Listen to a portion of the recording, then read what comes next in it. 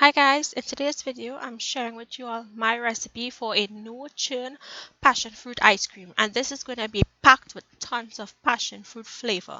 So to start, I'm going into my bowl with some heavy whipping cream or some whipping cream, and we're going to whip this until it forms soft peaks. Once it gets to that consistency, you're going to stop, and now we're going to go in with some vanilla, some sweetened condensed milk, and that passion fruit pulp.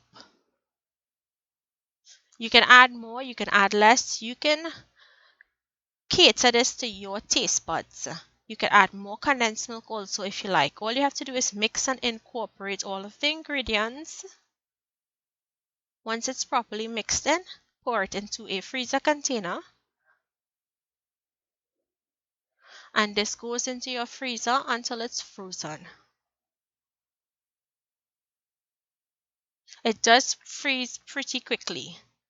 So once it's frozen, all you have to do is go ahead and enjoy.